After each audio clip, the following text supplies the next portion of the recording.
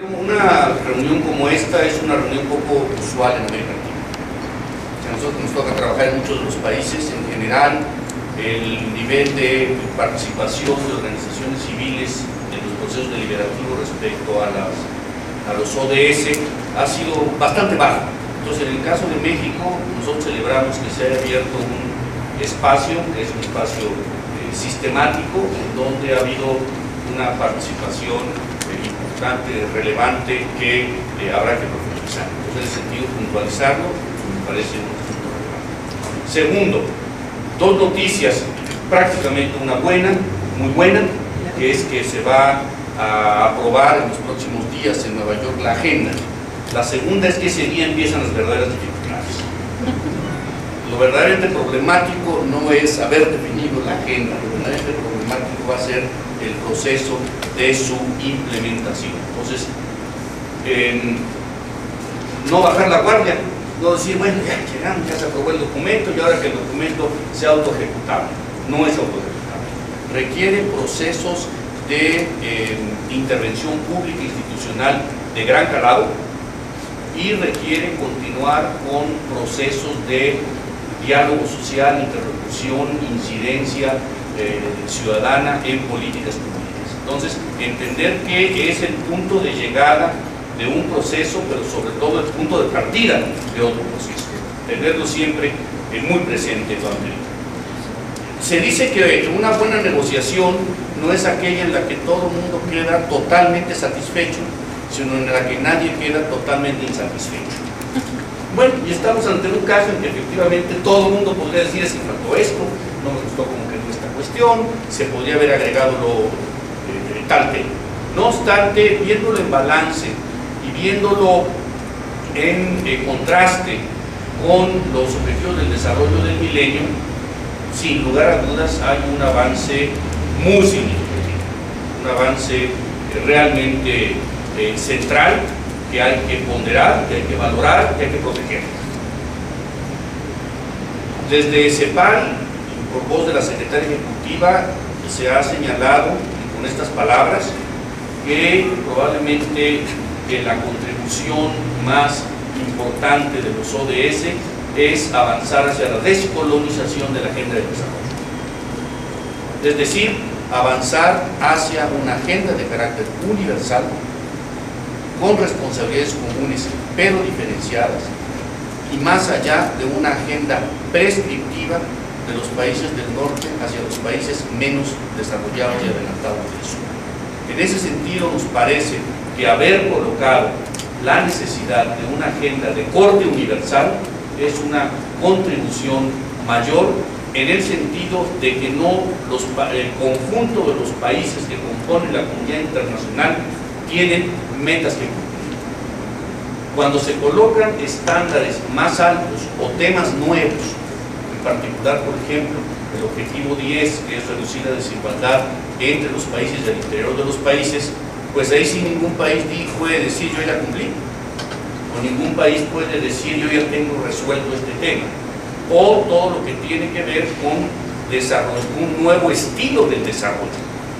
No es una cosa sencilla lo que se está planteando, o lo que se refiere a los compromisos en materia de cambio climático, que sabemos que la agenda y las decisiones fundamentales se están haciendo en otro foro. Entonces, destacar esta idea de universalidad de la agenda, en la que hay responsabilidades, metas por cumplir de todos los países, y en donde la obligación de los países en desarrollo no solo es cumplir con un determinado porcentaje de asistencia oficial al desarrollo, que además no se cumplió. Entonces, es una cosa que hay que subrayar, que el objetivo del punto 7 fue un objetivo que solo cumplieron 6 países. Muchos países no cumplieron ni siquiera con la meta de proporcionar el punto 7 de asistencia oficial al desarrollo. Desde CEPAL resaltamos 3 elementos de la agenda post-2015, 2030, 2030, se le quiera denominar. Uno, su carácter universal. Estos son 4. Su perspectiva transformadora. No es solamente una agenda de compensación de carencias, es una agenda que avanza hacia transformación, a procesos de transformación social y política muy relevante. nos parece que tiene un carácter aspiracional, particularmente los objetivos. Si ustedes leen solo los objetivos, es una cosa fuerte, yo diría inclusive muy fuerte. O sea, el objetivo número 1 es erradicar la pobreza en todos lados y en todas sus formas, nada más. El objetivo 10 es disminuir la desigualdad entre los países y al interior de los países, lograr la igualdad sustantiva de las mujeres, los niños. O sea, si uno lee los objetivos, tienen un carácter aspiracional muy importante. Y esto lo vinculamos con la necesidad de que la agenda tenga también una dimensión inspiracional. ¿En qué sentido lo decimos? En el sentido de entender, más allá de la meta específica y el indicador concreto, el sentido global profundo de lo que se está promoviendo. Y la necesidad de no solo dar cumplimiento a la agenda, sino valorar el conjunto de políticas y acciones públicas de los países y de los organismos internacionales por su grado de consistencia con la agenda del desarrollo. Queremos insistir en este punto que nos parece muy relevante. La paradoja, por así decirlo, de los ODS y de la nueva agenda del desarrollo es que propone un desarrollo mundial basado en el principio de igualdad, cuando el mundo ha corrido por el camino de la desigualdad. Y por ende hay un conjunto de agendas internacionales en tensión, de las cuales debemos ser conscientes y asumir que la agenda del desarrollo se coloca en el gran campo de las políticas públicas y la gobernanza mundial. Les recomiendo, de veras sinceramente, además le acabo de enviar por PDF a Laura su correo, el libro. Se acaba de publicar un libro coordinado por José Antonio Ocampo, se llama, lo edita la CEPAL, Gobernanza Global y Desarrollo, Nuevos Desafíos y Prioridades para la Cooperación Internacional. También un largo ensayo también de Alicia Bárcena sobre el tema de cómo ha convivido, lo voy a decir en sus términos exactos, además así está en el artículo, la agenda expansiva de los derechos con el consenso de Washington. Eso lo está diciendo la secretaria ejecutiva de la CEPAL, no estoy inventando yo. Y la importancia de cómo convertimos a la agenda del desarrollo no en una agenda que convive con otras agendas, sino en una agenda que nos permite ordenar el sentido del desarrollo del mundo en función de los pilares de desarrollo económico, inclusión social, sostenibilidad ambiental, transparencia, democracia, vigencia del Estado de Derecho. Entonces, en ese sentido, no nos tiembla la mano para decir que en la perspectiva transformadora, inspiracional y aspiracional de la Agenda Post-2015, no solo hay una perspectiva del desarrollo, hay una perspectiva civilizatoria.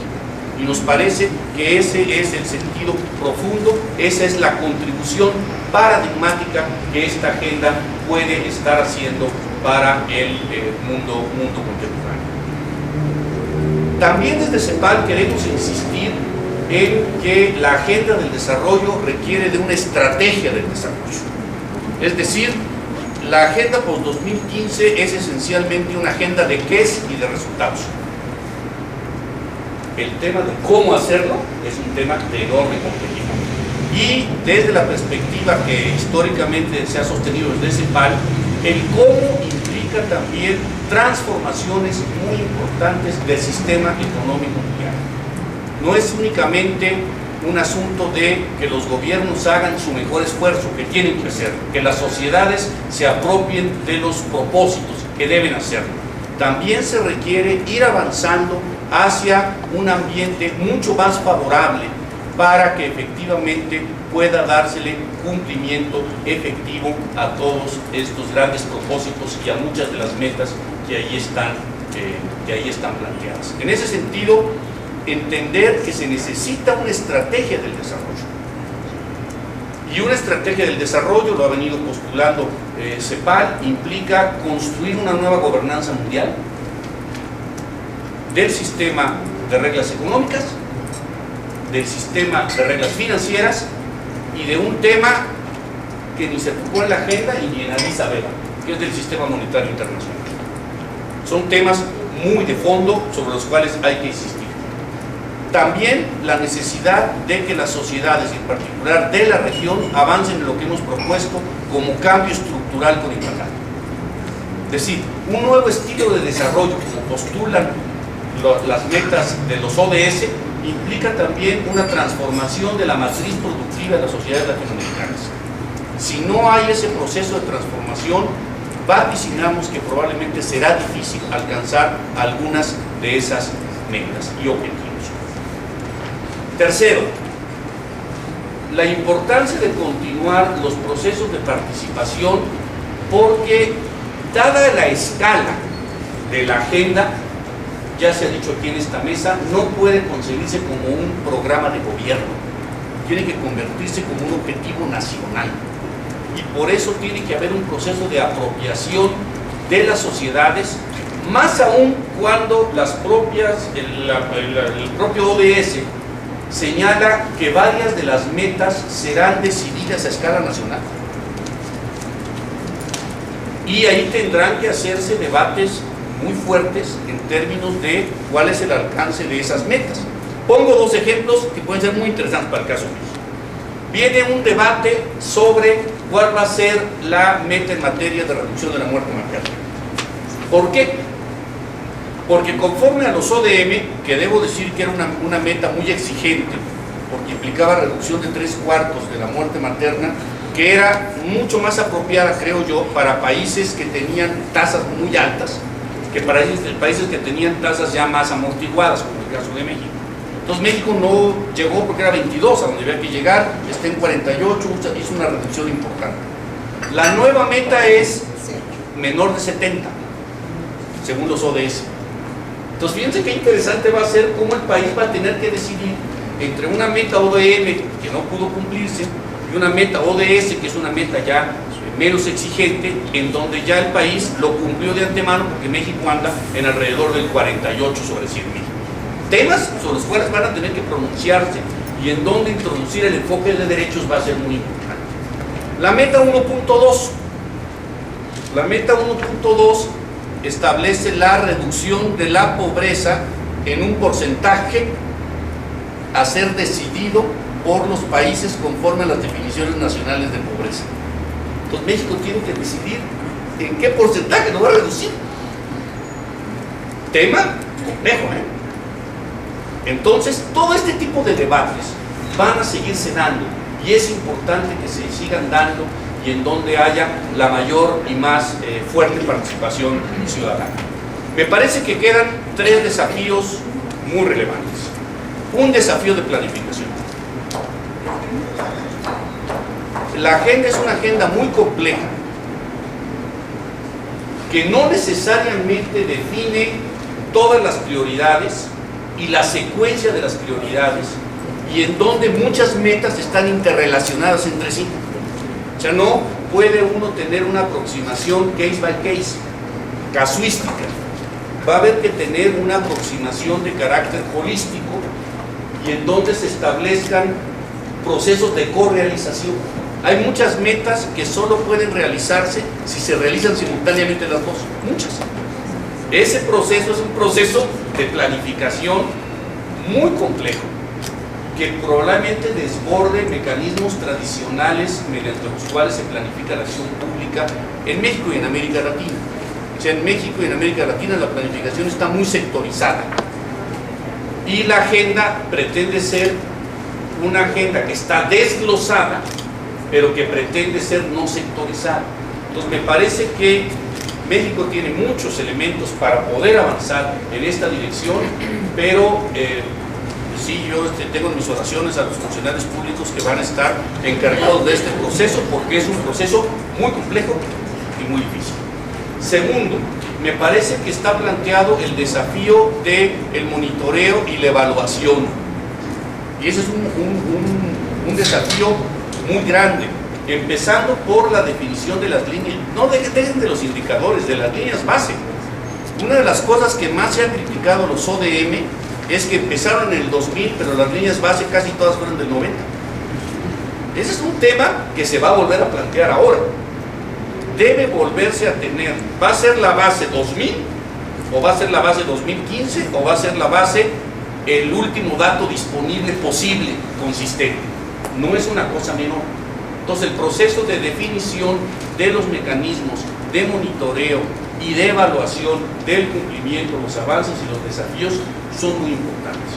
En una lógica no de calificar a los gobiernos, porque ahí entonces se distorsiona todo el proceso, sino una lógica de, para decirlo en estos términos, las evaluaciones deben servir para ajustar política, no para ajustar cuentas.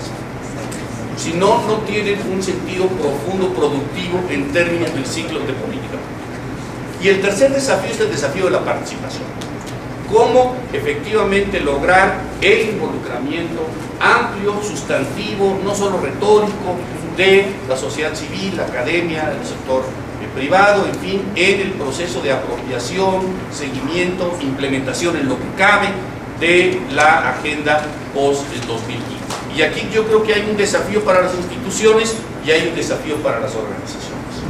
Hay un desafío para las instituciones en términos de que pues hay que acostumbrarse a dialogar y a que a veces le digan a uno que no está de acuerdo con uno y a que lo regañen, que eso a mí ya también me ha pasado como servidor público y se acostumbran, no hay mayor problema al respecto, pero hay una lógica de diálogo social, de interlocución social horizontal que deben desarrollar las instituciones.